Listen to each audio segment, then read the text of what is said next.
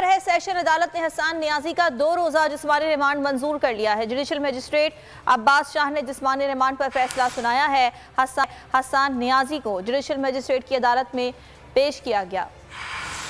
आपको आगाह कर रहे हैं इस खबर के हवाले से। आपको बताएं कि सेशन अदालत ने वकला के दलाइल मुकम्मल होने पर फैसला महफूज किया। फहद चौधरी हमारे साथ मौजूद हैं, मजीद उनसे जानेंगे। जी फहद, बताइएगा।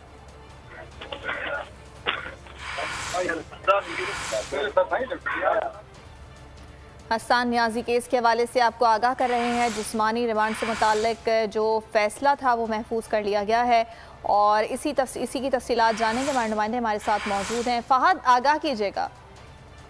जी देखिए, इमरान खान के भांजे वकील हसन नियाजी को आज इस्लामाबाद पुलिस ने जुडिशल मजिस्ट्रेट अब्बास शाह की अदालत में पेश किया और हसन नियाजी की तरफ से वकला फैसल चौधरी और अली बुखारी ने दलाइल दिए और इल्ज़ाम उन पर यह था कि जुडिशल कॉम्प्लेक्स में जो सिक्योरिटी बैरियर है वो तोड़कर हसन नियाजी जो है वो पुलिस का घेरा जो है उसको तोड़कर और बैरियर को तोड़कर आ गया है। लेकिन उनके वकला ने आज अदालत में दलाइल में कहा कि ये सरासर झूठे इल्जामात हैं और फैसल चौधरी ने कहा कि मैं खुद जुडिशल कॉम्प्लेक्स गया था, वहां पर ऐसा कोई बैरियर नहीं था जिसको तोड़ा जाता।